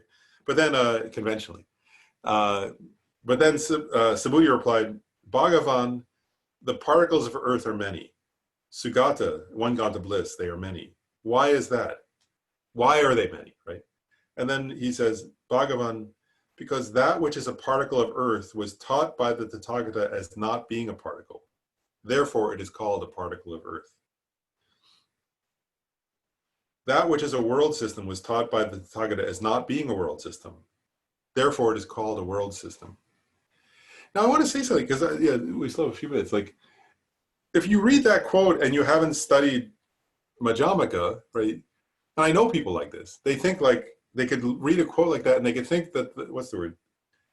Like, people actually say this sometimes, that the Buddha is just saying, or Subhuti in this case, is just saying something sort of paradoxical that in a way doesn't make sense. And if you think about it, then you'll sort of stop thinking, and that'll be emptiness, because you'll be like, oh, that makes no sense. And then you'll somehow like get into a kind of like, almost like as if you took mushrooms or something, and then you'll be like, wow, that's like wild. And then that'll be that. But that's not what Nagarjuna, right? Nagarjuna is the main explicator of the Prajnaparamita, and then Chandrakirti comes after him. That's not what they're saying he's doing, right? They're saying, no, like the form is empty, emptiness is form, or this quote, right? So it says, I'll just read that one line of it again. Because that which is a particle of earth was taught by the Buddha as not being a particle, therefore it is called a particle of earth, right? So particle of earth and particle of water are the same thing, right? We could use either one, right? It's the same idea, right? So I'm going to use water just because we just went through it, right? So because that which is a particle of water, right, a drop of water, was taught by the Buddha as not being a particle of water, therefore it is called a particle of water. Now we can actually see what that means, can't we? He's saying something quite clear, actually, right? In other words, you know, he's saying, conventionally, is there a world? Are there galaxies? Yes. Are there droplets of water? Yes. And then he's saying what the Buddha teaches is that because there's no, how do you say it?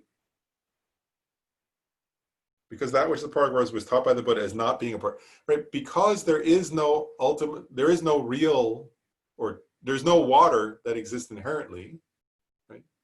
Therefore, we can talk about a particle of water.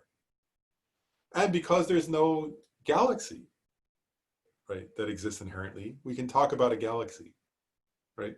We can say galaxy conventionally, right? But ultimately, there's no galaxy, right? Galaxy exists as a mere convention. That's what he's saying.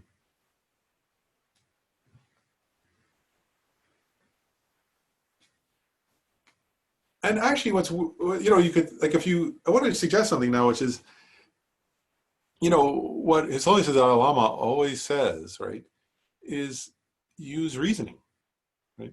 So what we need to do now, each time I'm suggesting like homework, we have good time for that. So what I want to suggest as the homework assignment this time, right, is to contemplate this now in relation to various, say we did form, right? So, and that was even the quote from the Heart Sutra, right? Form is empty, emptiness is form. And that was why I used that particular quote from the Vajracutter Sutra, right? A droplet of water or a particle of earth was taught by the Tathagata as not being a particle, not being a droplet. Therefore, it is called a particle, right? He's getting at the same thing that we've been studying. So what I want to suggest as a homework assignment, if you're willing, for the next, I don't care when the next class is, but until next class, is to, we'll look it up later, but is to analyze this and see, there is to analyze in relation to forms in particular, right? How do you see form as inherently exist? I caught it today, right? Like it was made me laugh almost. As I was, even when if I was in the shower and I was analyzing water and going, wow, water doesn't inherently exist as water, but it still seemed like the floor of the shower inherently existed as formica or what is that? I don't know what it is. And the shower curtain seemed like inherently exist from its own side as plastic. That it seems to exist out there as a real thing intrinsically, right? And does it exist that way? That's the question, right? Like, and do forms exist as they appear to me? So you have to notice, how do they appear to me? And this idea, right? And I think that one phrase from Avalokiteshvara is really useful. Inherent nature. They seem to like, and it's kind of funny, right? The idea that plastic would seem to have its own inherent nature, right? When we know it's constructed by human. I mean, I know that, right? Plastic is made, right? But once we make it, it seems like it has its own inherent nature as plastic. And even the people who make it feel that way, right? Once it's made, then they feel like, you know, I can remember that, like, you know, I can remember that, like the process of writing a book, right? Like writing I mean, I've written some book, right? You write a book, and then when the book comes, it seems like incredible, like, oh, it's totally inherently existent. You know, it's like this very, you know, because especially if you put it like 4 years, 2 years, 3 years into the process, right? Then it arrives and you're like, oh, wow, there it is. As if it existed from its own side as a real thing, right? And my point is what we do. That's an you know, I'm kind of, Cynthia, you gave earlier the example, like where, you know, some event, right? I was giving an example of an event, right? So an event of something arriving that you put a lot of work into, then you grasp at it, right? But then if you're doing this process, you start to notice, wow, and then how do I do that in relation to all these other things, right? Food, that's form, right? My body, that's form. My house, my pillow, my bed. Does your bed appear as a mere designation, dependent upon many factors? Does the chair or the seat you're sitting on appear to you now in that way, right? As inherently existent, or as, and if we're honest with ourselves, we find, wow, look, I'm grasping at this. Look, I'm grasping at that, as inherent, as having some inherent nature. And what we do is we just then analyze, well, does it exist that way?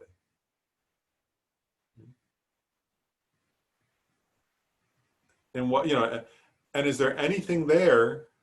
Is there even a subatomic particle there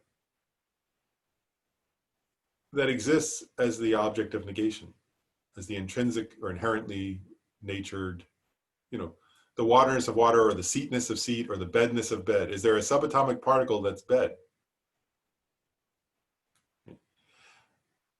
And if you, sometimes you'll come to a point where it'll feel like if you try to lay down, you'll fall right through the bed, right? But you won't. And you have to understand why. Like, why don't I fall through the bed then? Right? You know, because emptiness is form, but also, right?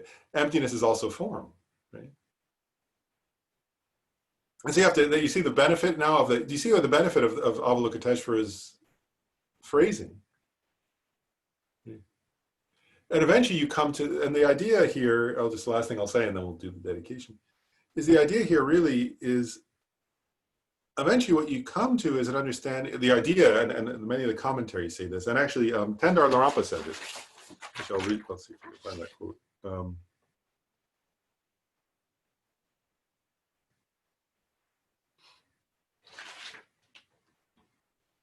Oh, here it is. This is, it's all, you know, this is a good way to kind of, towards the end here. So yeah, I'll read this quote, because this is the goal for the week. If you we're not gonna, none of us will probably get there, but we can try. This is Tendar Larampa, right? The main commentary we're using. So he says, therefore, analyze from various perspectives using the example that appears easily to your mind. Right? So that's why.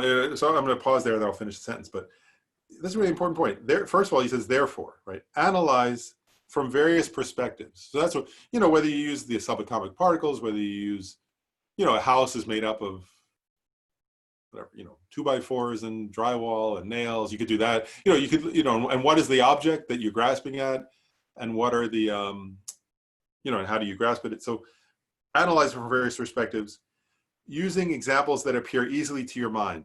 Easily to your mind means you have to use something that, that you grasp at, right? It's not going to help. Like, I always notice that, like, Tibetans always use the vase, right? They say, like, oh, you know, how does a vase, and they usually mean the ritual vase that the lamas use for, like, and that's great, you know, because it's an object that monks often interact with. But you should use whatever you often interact with, right? Use your glasses, use your shirt, use your hat, use your, you know, whatever, you know, whatever it is, right? And now here's the key part. So he says, I'm going to read the sentence again now for the full way through. Therefore, analyze from various perspectives using the example that appears easily to your mind. And when dependent arising appears as the meaning of emptiness, it is best. And so that's the goal, right? When it comes to a point where in relation to form, you start to see that dependent arising appears as the meaning of emptiness. Does that make sense? Then you're getting close. That's what Tendar Lorapa is saying is, if you start to get to the point where you start to go, wow, it's all dependent arising. And dependent arising means it's empty, and empty means it's dependent arising. If you start to feel that, that means you're getting closer to a correct understanding of this topic. So, okay, that's 12. So we should 12:30. So, and we'll double check that.